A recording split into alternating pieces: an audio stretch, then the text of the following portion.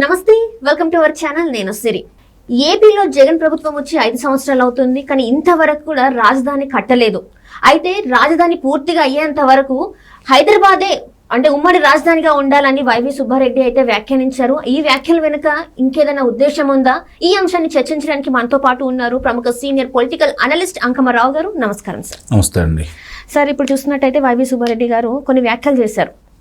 అంటే ఇంతవరకు ఇంకా అవ్వలేదు రాజధాని, సో రాజధాని అయ్యేంత వరకు ఉమ్మడి రాజధానిగా హైదరాబాదే ఉంటుంది అని చెప్పేసి అంటున్నారు. అంటే దీని వెనకాల వేరే ఉద్దేశాలు ఏమన్నా అంటే ఉన్నాయా సార్? చాలా వ్యూహాలు ఉన్నాయి, చాలా అంటే చాలా వ్యూహాలు ఉన్నాయి. అందులో ఎలాంటి సందేహం కూడా ఏం లేదు. వైవి సుబ్బారెడ్డి గారు అంటే రేపు ఇప్పుడు రాజ్యసభకి ఎన్నికవుతానని ఆయన నమ్మకం, వాళ్ళకి బలం కూడా ఉంది, ఎన్నికవచ్చు. ఆయన ఇప్పుడు వరకు మరి పరిపాలనా రాజధానిని విశాఖపట్నం నుంచి మళ్ళీ ఉదాహరించాడు కదా. న్యాయస్థానం ఎన్నిసార్లు ముట్టికాయలు వేసినా వాళ్ళకి అర్థం కాని పరిస్థితి అని చాలామంది భావిస్తూ ఉన్నారు. కానీ ప్రజల్లో విద్వేషాలు రగల్చడానికి, అలాగే ఇప్పుడు వరకు దోచుకున్నది చాలలేదు, ఇంకా విశాఖపట్నం ఇంకా కాత్య గుత్తేదనం మిగిలి ఉంటే అది కూడా స్వాధీనం చేసుకోవడానికి వాళ్ళు ఇస్తున్న ఎత్తుగాళ్ళు ఇవన్నీ వాళ్ళు ఒక రకమైనటువంటి భయభ్రాంతులకు గురి చేశారు. ఇప్పుడు కూడా అలానే గురి చేయాలని ప్రయత్నిస్తూ ఉన్నారు.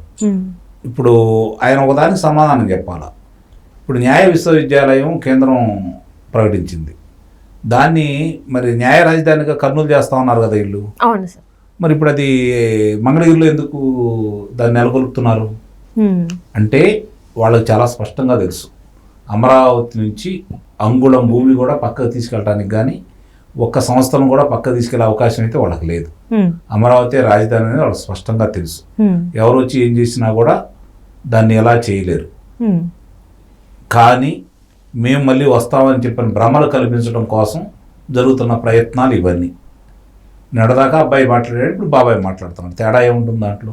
అంటే ఒకప్పుడు మన జగన్మోహన్ రెడ్డి గారు మెడల్ వంచైనా నేను ప్రత్యేక హోదా తీసుకొస్తా అన్నాడు, అమరావతికి కట్టుబడి ఉంటాను, నేను రాజధానిని కంప్లీట్ చేస్తాను అని చెప్పిన మనిషి ఈ రోజు 5 ఏళ్ల కాలంలో ఇంతవరకు ఒక్క అడుగు కూడా ముందుకెళ్ళలేదు. అంటే రాజధాని విషయమనే కాదు, ఒక ఐటీ ఫామ్ ఏది కూడా, నిరుద్యోగుల సమస్యలే కావచ్చు, ఏదైనా కూడా. అండ్ ఇంకొకటి ఏంటంటే ఇక్కడ చూస్తున్నట్టయితే 3 రాజధానులు, ఎప్పుడైతే ఈ 3 రాజధానుల ప్రతిపాదన తెర మీదకి వచ్చిందో అప్పటి నుంచి ఇంకా చాలా సమస్యలు ప్రజలు ఎదుర్కోవాల్సిన పరిస్థితి వచ్చింది. ఇక్కడ మీద దీనికి ఒక తెరబడే అవకాశం ఉందంటారా?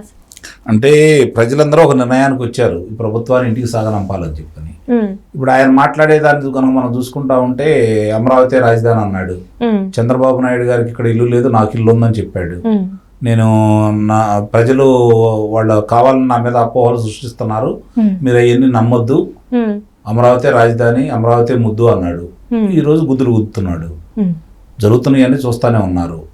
కాకపోతే ఏంటంటే చాలా ఓపికగా, చాలా అహింసా మార్గంలో అమరావతి రైతులు, మహిళా తల్లులు, మళ్ళీ అక్కడ ఉన్నటువంటి నాయకులు కావచ్చు, వాళ్ళందరూ కూడా ఉద్యమాలు చేస్తున్నారు. 1500 రోజులు దాటిపోయింది ఈరోజు. అయినా సరే వాళ్ళు ఎక్కడ కూడా అవాంఛనీయ సంఘటనలు జరగనీయకుండా అహింసా మార్గంలోనే వాళ్ళు న్యాయపరంగా వాళ్ళు పోరాటం చేస్తూ ఉన్నారు. ఇప్పటి వరకు న్యాయస్థానం అండదండలుగా ఉన్నాయి. అది చంద్రబాబు నాయుడు గారు ఆ రోజు రైతులకి ప్రభుత్వానికి జరిగినటువంటి ఒప్పందం అనేది చాలా బలంగా దాన్ని అల్లటం బట్టి ఈ రోజు కూడా న్యాయస్థానాలు అవే జరుగుతూ ఉన్నాయి. అయినా సరే ఏదో రకంగా ఎన్నికలు సమీపిస్తుండడం కాబట్టి ప్రజలను రెచ్చగొట్టి ప్రాంతీయ విద్వేషాలు సృష్టించే కార్యక్రమంలో వైవి సుబ్బారెడ్డి గారు ఇలాంటి మాటలు మాట్లాడుతున్నారు అనేది చాలా స్పష్టంగా మనం అర్థం చేసుకోవాలి. Right sir. అయితే ఇప్పుడు హైదరాబాద్ని మళ్ళీ ఉమ్మడి రాజధానిగా ఉంచాలి అని చెప్పేసి వీళ్ళు మళ్ళీ చెప్తున్నారు సార్. అయితే ఎన్ని రోజులు ఇంకా ఇదే? ఇప్పుడు ఆల్రెడీ మనము అమరావతిని రాజధానిగా అనుకున్న తర్వాత కూడా ఒక్క పని కూడా ముందుకు సాగలేదు.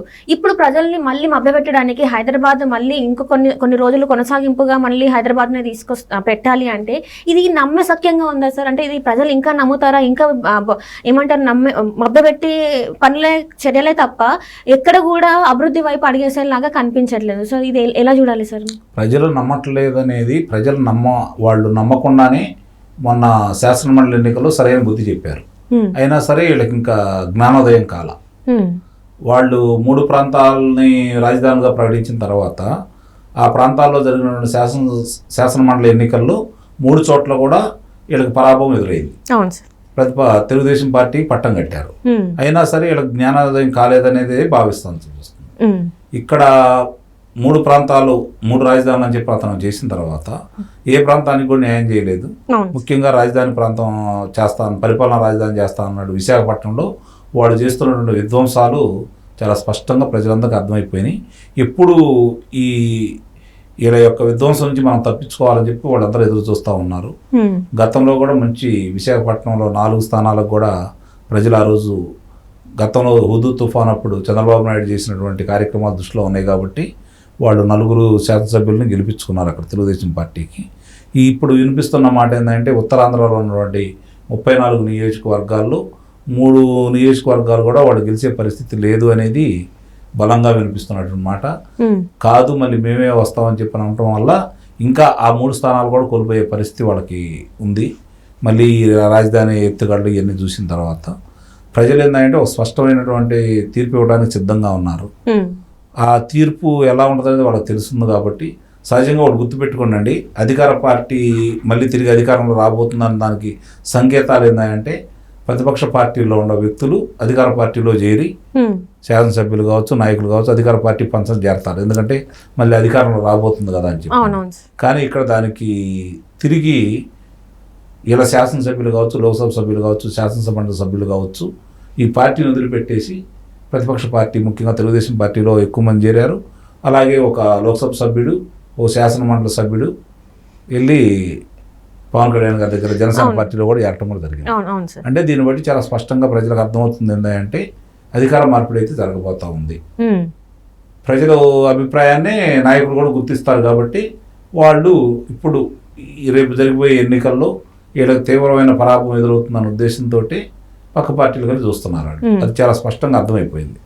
దాన్ని ఎలా తప్పించుకోవాలని చెప్పిన సింహం సింగిల్గా వస్తుంది, మేము సింగిల్గా వస్తున్నాము, మీరందరూ కలిసి మాలాగా రండి, మీకు 175 మంది శాసనసభ్యులు ఉన్నారా పోటీ చేయడానికి, అలాగే 25 మంది లోక్సభ సభ్యులు పోటీ చేయడానికి ఉన్నారా, ముందు అది చెప్పండి, మీరు ఒంటరిగా రండి అని చెప్పని రకరకాలుగా బేరాలు పలికారు వీళ్ళు.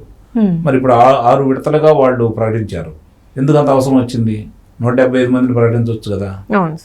అంటే ప్రజల్లో తీవ్రమైన వ్యతిరేకత ఉంది. మన దగ్గర నుంచి ఇప్పుడు కనుక ప్రకటిస్తే ఇప్పుడు కొంతమందినే చూసాము, ఇంకా ఎక్కువ మంది శాసనసభ్యులు బయటకు వెళ్తారనే భయం కొద్దీ వాళ్ళు మభ్యపెట్టడానికి మాత్రమే ఇలాంటి మాటలు, ఇలాంటి కార్యక్రమాలు చేపడుతున్నారనేది స్పష్టంగా ప్రజలకు కూడా అర్థమైపోయింది. ఓ స్పష్టమైన తీర్పు ఇవ్వాలని చెప్పి ఒక నిర్ణయానికి వచ్చారు. తిరిగి తెలుగుదేశం పార్టీ అధ్యక్షుడు చంద్రబాబు నాయుడు గారిని ముఖ్యమంత్రిగా చేసుకుంటేనే రాష్ట్రం బాగుంటుంది, బాగుపడిద్ది అనే ఆలోచనలో వాళ్ళు ఉన్నారని, అలాగే ఇప్పుడు రాష్ట్రంలో ముఖ్యమంత్రి పదవి అనేది జగన్మోహన్ రెడ్డి గారికి అవసరం. ఎందుకంటే తిరిగి తన మీద ఉన్న అభియోగాలు కావచ్చు, న్యాయస్థానాల్లో తిరిగి ఆయన వెళ్ళే అవకాశం లేకుండా ఉండాలి అంటే ఆయనకు అధికారం అనేది కావాలి. అధికారం ఆయనకు అవసరం, ప్రజలకు చంద్రబాబు నాయుడు గారు అవసరం. చూడాలి మరి దీన్ని బట్టి ఏ విధమైనటువంటి తీర్పు ఇస్తారు అనేది ఒకసారి కనుక మనం అర్థం చేసుకుంటా ఉంటే ప్రజలైతే మాత్రం ఇప్పుడున్న పార్టీకి, అధికారంలో ఉన్న వైఎస్ఆర్సీపీ పార్టీకి ప్రతిపక్ష హోదా కూడా రాకూడదని కోరుకుంటున్నారు. వాళ్ళ ఆశలు నెరవేరాలని కోరుకుంటున్నారు. Right, thank you so much sir. Thank you.